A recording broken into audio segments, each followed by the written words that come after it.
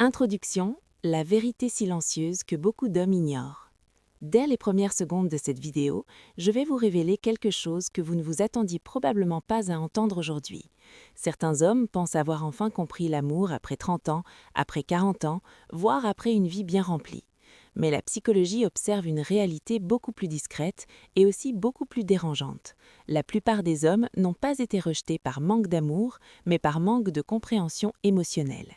Et si vous regardez cette vidéo jusqu'au bout, vous comprendrez quelque chose qui peut complètement changer votre façon d'interpréter le comportement des autres dans vos relations.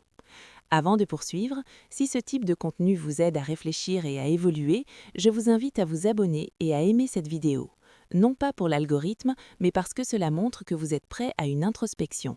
Maintenant, parlons-en calmement. Il existe une étape dans la vie de nombreux hommes où s'installe une sorte de confusion silencieuse.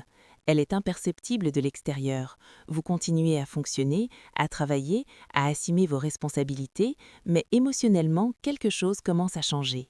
Et je tiens à être très clair avec vous, il ne s'agit pas de dire que les femmes sont compliquées ou qu'aimer est plus difficile de nos jours. C'est une simplification excessive qui protège souvent l'ego, mais qui ne nous aide pas à comprendre la réalité. Ce qui se passe réellement, c'est que l'amour à maturité ne répond plus à l'intensité, mais à la cohérence émotionnelle. Et c'est une chose que très peu d'hommes apprennent à temps. Un homme peut réussir, être respecté, voire admiré, et pourtant se sentir émotionnellement déconnecté dans ses relations. Car la connexion ne dépend pas de ce que vous faites extérieurement, mais de ce que vous communiquez intérieurement, sans mots. La psychologie des relations humaines est très claire à ce sujet. On ne se sent pas en sécurité uniquement grâce à ce qu'on entend, mais grâce à ce que l'on perçoit de manière constante.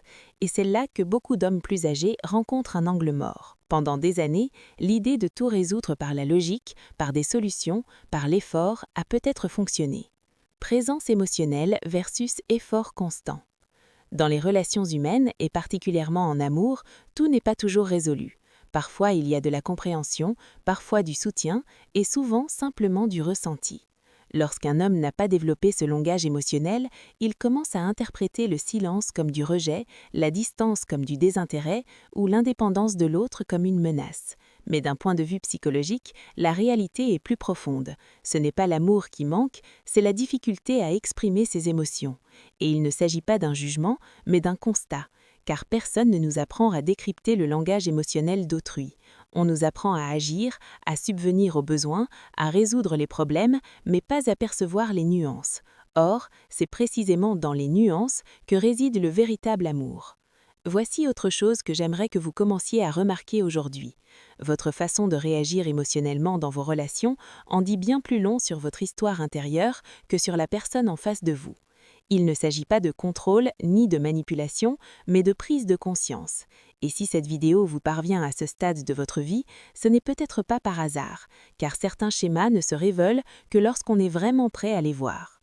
Il existe une idée que beaucoup d'hommes nourrissent depuis des années, une idée silencieuse, presque invisible et pourtant profondément influente. Si j'agis bien, si je donne suffisamment, si je m'efforce, alors l'amour devrait perdurer.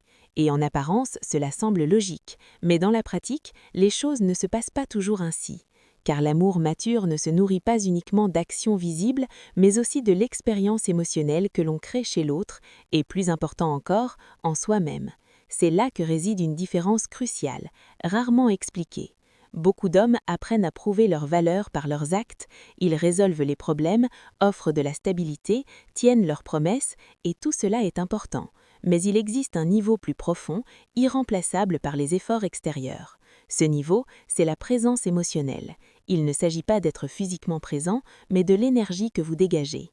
Il s'agit de savoir si l'autre personne se sent à l'aise avec vous ou si, sans s'en rendre compte, elle perçoit de la tension, un jugement ou de la distance.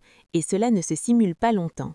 L'esprit humain est incroyablement sensible aux inconsistances. Vous pouvez dire les mots justes, faire les bons gestes, mais si intérieurement vous êtes déconnecté, en manque de confiance en vous, ou si vous cherchez à plaire, cela se ressent, non pas logiquement, mais émotionnellement. Donner par abondance ou par besoin. Et c'est là que beaucoup d'hommes plus âgés commencent à se perdre.